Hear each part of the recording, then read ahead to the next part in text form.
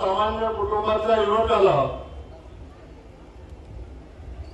विरोबाच्या आशीर्वादानं, संतोषाच्या आशीर्वादानं आपल्या सगळ्यांची सेवा करण्याची संधी मिळाली।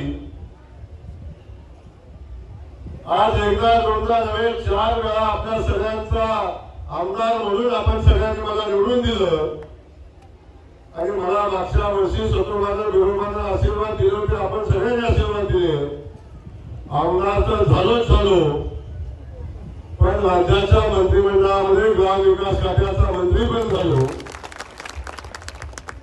आणि आता सगळं श्रेय विरोबाचं आहे, संतोषाचं आहे, आपल्या सगळ्यांचं आहे।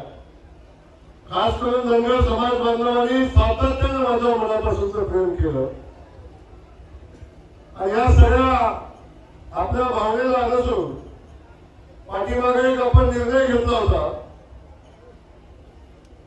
सतोबाला जाताना रस्त्याची अवस्था आपल्याला सगळ्यांना माहिती होती। आमचा सतोबा विरोबा डांबरानं जोडू अशा पद्धतीची भूमिका आपण घेतली होती। आता सतोबा विरोबा पण आपण डांबरानं जोडलेला आहे आणि आता डांबरावर आपण सगळेजण सतोबाला जातो। आज या ठिकाणी विरोबाचा आशीर्वाद मी घ्यायला गेलो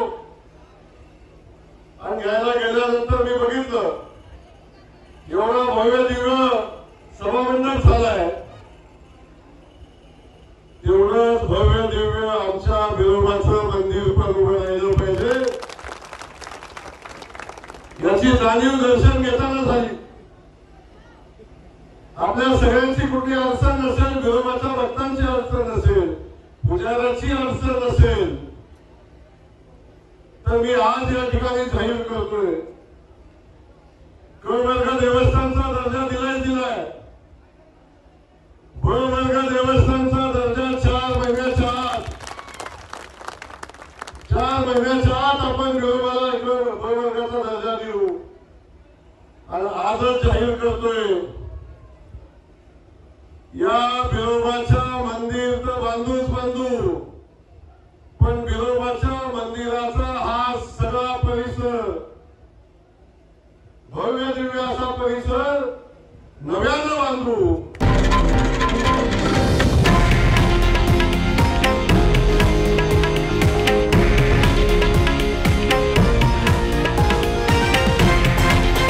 हे आहे देशातील नंबर 1 न्यूज नेटवर्क आणि आपण पाहत आहात TV9 मराठी, एकमेव।